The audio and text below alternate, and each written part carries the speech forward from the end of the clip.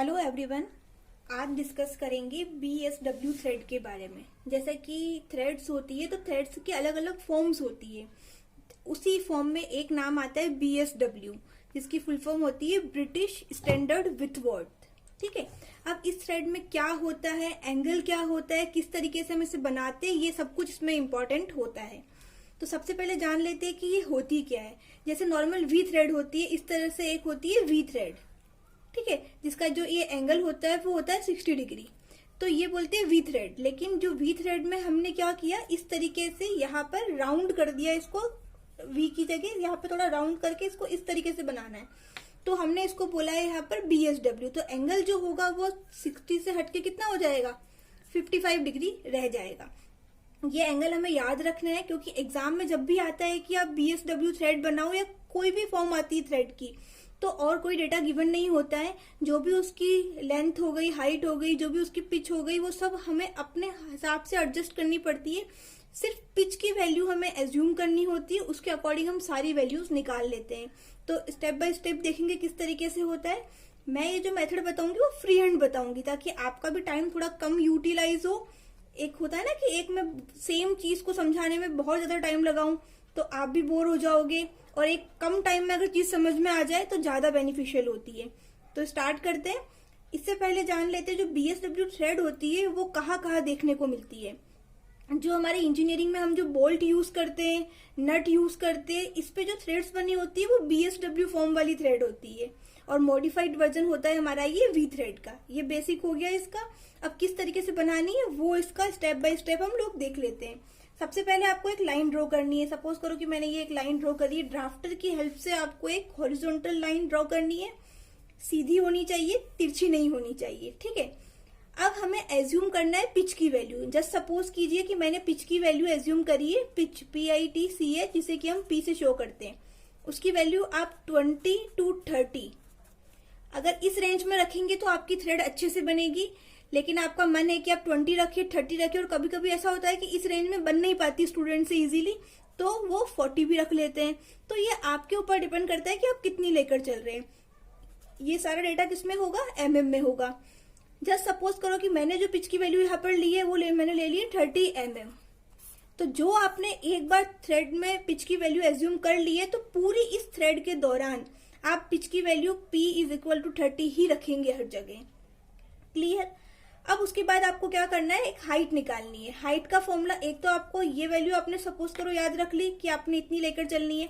उसके बाद में हाइट की बात करें तो हाइट का भी एक फॉर्मूला होता है। क्या फॉर्मूला होता है, 0.167, सॉरी इसका हाइट का ये नहीं होगा। हाइट का फॉर्मूला होगा आपका 0.96p। 0.96p का मतलब 0.96 मल्टीप्लाई बाय ये P है। तो P की वैल्यू अगर आपने 30 लिया है तो आप यहाँ पर 30 रख दो।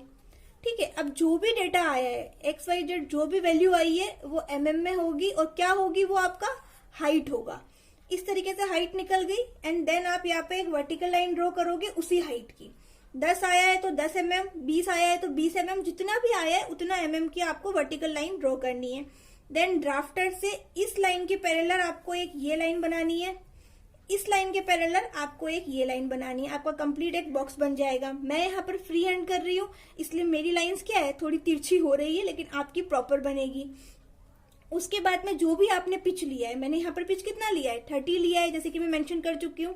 तो उतने पिच पे आपको एक मार्क लगा दो, या डायरेक्ट ड्राफ्टर से भी आप कर सकते हो। मैंने यहाँ पे भी जस्ट दिखाने के लिए मैं यहाँ पे मार्क लगा देती हूँ कि इस तरीके से मैंने मार्क बना दिए। अब उस पे क्या करना है, आपको सेंट्रल लाइन ड्रॉ करनी है। सेंट्रल लाइन कैसी बनती है मैं अपने पुराने वीडियो में आपको बता चुकी हूँ। डायमेंशनिंग का जो बेसिक मैंने पढ़ाया है उसमें मैंने सब कुछ बताया कि कौन सी पेंसिल से बनेगी, क्या बनेगी, कहाँ नहीं बनेगी, सब कुछ हम डिस्कस कर चुके हैं। तो जस्ट इस तरीके से सेंट्रल लाइन बनाएंगे। मैंने यहाँ पर फ्री हैंड बनाई है, आपको विथ मेजरमेंट बनानी है। क्लियर। अब क्या करेंगे, हम यहां से लेकर यहां तक मैच करेंगे, यहां से लेकर यहां तक, इस तरीके से हम करते जाएंगे। ठीक है, क्लियर। आप चाहे तो यहां तक ही कर सकते थे, 1 2 3, उसके ज्यादा आगे करने की रिक्वायरमेंट नहीं है। जितना करोगे उतनी मेहनत ज्यादा होगी। तो थ्रेड की अगर शीट बना रहे हो या एग्जाम में बना रहे हो तो इतना करना सफिशिएंट है। ये एक्स्ट्रा उससे आगे ना करो तो टाइम बचेगा, सही रहेगा। अब बात करते हैं हमें करना क्या है। ये डिस्टेंस कितनी है मेंशन करनी है यहाँ पर 0.96p, आपको शीट में भी मेंशन करनी है। अब मैंने यहाँ पर तिरछा लिखा है, आपको तिरछा नहीं लिखना है। आपको लिखने का तरीका क्या होगा, आपका लिखने का तरीका होगा इस वाली लाइन से 2 mm के डिस्टेंस पे एक आप लाइन ड्रॉ करोगे, देन एक्सटेंशन लाइन बना के आप एरो हेड बनाओगे ढंग से, देन आप लिखोगे 0.96p। इस तरीके से तरीका होता है ड्रॉ करने का। जैसे मैंने लिखा है, मैं सिर्फ समझाने के पर्पज से बता रही हूँ, मैं यहाँ पर कोई शीट ड्रॉ नहीं कर रही हूँ जो मुझे सबमिट करनी है एग्जाम में। क्लियर। अब बात करते हैं कि हमें नेक्स्ट क्या करना है। जो इसका एंगल होता है, ये वाला जो एंगल होता है, ये होता है 55 डिग्री।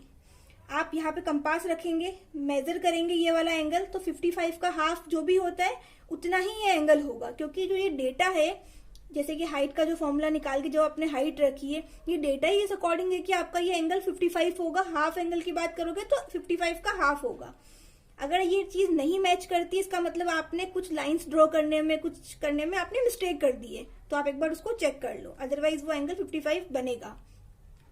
अब बात करते हैं नेक्स्ट कि हमें इसके बाद क्या करना है। इतना काम तो हो गया। अब आता है एक और टर्म क्लियरेंस के नाम से। क्लियरेंस क्या होगा कि हम कुछ ऊपर यहाँ से और यहाँ से हम कोई एक डिस्टेंस छोड़ के चलेंगे, क्लियरेंस जिसे हम बोलते हैं। उसका फॉर्मूला होता है C = 0.167h, जो कि मैंने पहले भी लिखा था, थोड़ी देर पहले बाय मिस्टेक मैंने लिख दिया था, वो यही फॉर्मूला है। ये होता है आपका क्लियरेंस। अब यहाँ पर आप नोट करना, यहाँ पे h लिखा हुआ है। बच्चे क्या करते हैं, 0.167 मल्टीप्लाई में वही 30 लिख देते हैं, जबकि 30 नहीं है। जो हाइट आपने यहाँ पे निकाली है, जो कि यहाँ पर वैल्यू आई होगी जिसकी भी, उस वैल्यू को यहाँ पे पुट करना है। तो जो भी वैल्यू आई है वो यहाँ रखोगे एंड देन इसको सॉल्व करोगे। जो भी डेटा आया है mm में, उतना स्पेस पे आपको एक लाइन यहाँ पे बनानी है, एक लाइन आपको यहाँ पे बनानी है। अब मेरा देखोगे तो देखो यहाँ पे ज्यादा डिस्टेंस है, यहाँ पे कम डिस्टेंस है। क्यों? क्योंकि मैं यहाँ पर फ्री हैंड कर रही हूँ।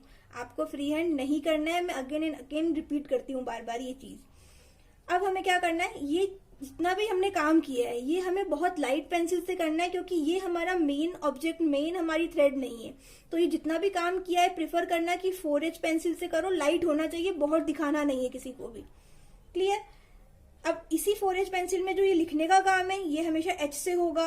अब ये लाइन, सेंटर लाइन किससे बनेगी, ये सब ऑलरेडी जो पुराने कॉन्सेप्ट है वो याद रख के वही यूटिलाइज करने, जो मैं पुरानी वीडियो बना चुकी हूँ। अब हम बात करते हैं कि इसमें आगे क्या करना है। क्लियरेंस हमने निकाल लिया, ये लाइन हमने ड्रॉ कर ली दोनों तरफ। दोनों का डिस्टेंस कितना होगा, जितना ये है उतना ही ये वाला डिस्टेंस है। क्लियर। बात करते हैं हमें आगे करना क्या है। आगे हमें, जैसे कि इतना हम कर चुके हैं, तो मैंने उसी डायग्राम को थोड़ा सा नया बना लिया ताकि थोड़ा सही से हम लोग समझ पाए।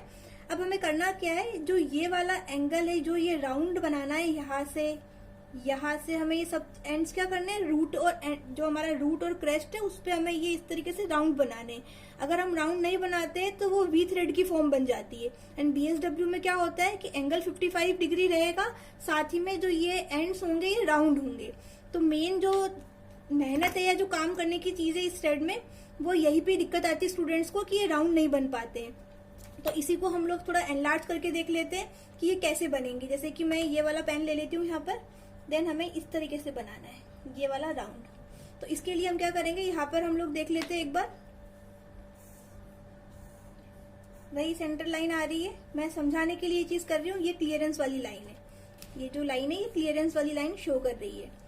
ये हमें वैल्यू हमेशा मेंशन करनी है कि हमने कितना लिया है, जैसे कि हमने इसको मेंशन किया है कि कितना लिया है। अब हम यहाँ पर ये बनाने के लिए क्या करेंगे, कंपास लेंगे। अब बच्चे क्या करते हैं, कंपास को कोई यहाँ पे रख रहा है, कोई यहाँ पे रख रहा है, कोई यहाँ पे रख रहा है। बस उनकी कोशिश ये होती है कि हम किसी तरीके से यहाँ पर एक आर्क लगा दे, यहाँ से ज्वाइन कर दे, बस हो गया हमारा काम। लेकिन ऐसा नहीं होता है। इंजीनियरिंग ड्राइंग में आप कोई भी लाइन ड्रॉ कर रहे हैं, कोई भी आर्क बना रहे हैं, तो हर चीज तरीके से होगी, बिना कंसेप्ट के कहीं पर भी कुछ भी नहीं करना है, नहीं तो सब कुछ गलत हो जाएगा। इतना जो मेहनत करिए यहाँ तक, वो सब गलत हो जाएगी। क्लियर। एक और चीज नोट कर लीजिए जो कि बहुत इंपॉर्टेंट है। ये जितना भी काम हमने किया है यहाँ पर, ये सारा कौन सी पेंसिल से किया है, 4H पेंसिल से किया है। लाइट होना चाहिए, क्योंकि इसको हमें नहीं दिखाना है। हमारे को मेन चीज क्या दिखानी है, जो हमारी इस तरह की थ्रेड बनेगी वो हमारा मेन ऑब्जेक्ट है। क्लियर। तो वही चीज हम H पेंसिल से दिखाएंगे। एंड रही बात किस पेंसिल से लिखना है, वो मैं बता चुकी हूँ, H से लिखना होता है। एरो हेड किससे बनेगा, डार्क HB से होगा। तो ये सब पहले कॉन्सेप्ट जो बता चुकी हूँ पुराने वीडियोस में, वो सेम कॉन्सेप्ट रहेंगे। यहाँ पर आर्क की बात करते हैं। यहाँ पर ये वाली आर्क हम किस तरीके से बनाए, जो ये वाली आर्क है ये किस तरीके से बनाए, हम इस पे फोकस कर रहे हैं। तो इसके लिए मैंने एक डायग्राम पे अलग से ड्रॉ किया है। जैसे कि मैं एक डायग्राम दिखा रही हूँ आपको, भी आपकी स्क्रीन पे दिख रहा होगा, अलग पेपर पे ड्रॉ किया है। इसी का एनलार्ज व्यू है, जैसे कि आप रिलेट कर पाओगे इस डायग्राम को और इस डायग्राम को। करना क्या है, कंपास लेना है, क्लियरेंस के बराबर डिस्टेंस जो ये था वो हमारा क्या था, क्लियरेंस था। यहाँ से लेकर यहाँ तक की डिस्टेंस, ओके, यहाँ से लेकर यहाँ तक की डिस्टेंस हमारा क्लियरेंस था। उतनी डिस्टेंस हमने लिए, ओ पॉइंट पे रखा है, दोनों तरफ आर्क लगा दिया। देन इस आर्क पे रखा है, सेंट्रल लाइन पे आर्क लगा दिया। इस पॉइंट पे रखा, सेंट्रल लाइन पे एक और आर्क लगा दिया, जिससे हमें क्या हो गया, ये कॉमन पॉइंट मिल गया, जिसको मैं बोल देती हूँ ओ डैश। आपको अपनी शीट में ओ डैश इस तरह का कुछ भी नहीं करना है, आपको डायरेक्ट ये आर्क ड्रॉ करना है। मैं मेथड समझाने के लिए ये सब कुछ कर रही हूँ, क्लियर। अब इसके बाद में यहाँ से लेकर यहाँ तक जितनी डिस्टेंस है उतनी आपको कंपास खोलना है। खोला एंड देन उस डिस्टेंस से आपको ये आर्क लगा देना है। ये इसका करेक्ट मेथड होता है।